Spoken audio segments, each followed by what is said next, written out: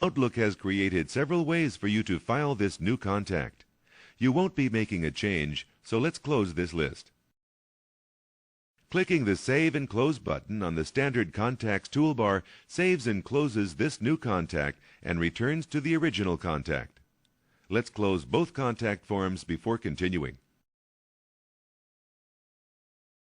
For your convenience, the Detailed Address Cards view has been opened so you can learn about the Auto Dialer.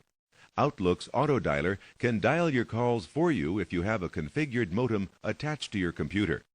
Outlook can dial any type of telephone number, including inter-office extension numbers. Let's call. The Auto Dialer feature will dial the telephone number displayed in the first telephone number box in the contact form. In this example, the number displayed is an internal extension, but a number like 925-555-6767 will also work. If you wish to dial a different number for a contact, click the Dialing Options button. You can then choose from any of the other telephone numbers you have entered for the contact.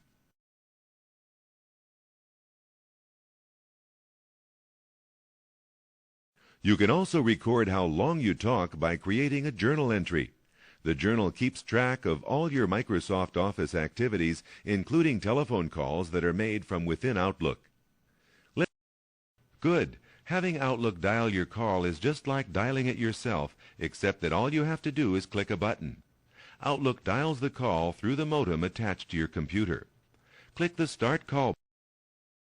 Clicking the Start Call button opens a journal entry to keep track of how long your call lasts. The timer starts when a dial tone is detected. This timer can be paused and restarted. Let's save this journal entry and return to the New Call dialog box. A call can be terminated by clicking either the End Call button or the Close button. Let's close this dialog box and learn about sending letters to a contact. Creating a letter to a contact from within the contact form allows Outlook to keep track of the date you wrote it, as well as the amount of time you spent working on the letter. To create a letter, go to the New Letter to Contact option on the Actions menu. Let's write a new letter. Using the New Letter to Contact option opens Word and starts Word's Letter Wizard. To accept the Letter Wizard default settings, click the Finish button. Let's use.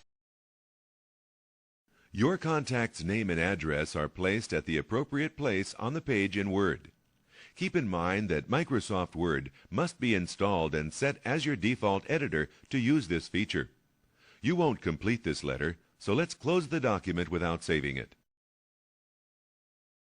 For your convenience, the Actions menu has been opened. The Actions menu affects the contact currently selected. For example, if you click the New Message to Contact command, a message to Pedro Almendera will be created. Outlook will automatically fill in the address line with Pedro's email address. Similarly, you can also request meetings with people in your workgroup by clicking the New Meeting Request to Contact option on the Actions menu. Outlook automatically enters the contact's name and email address when you create a message or meeting request directly from a contact.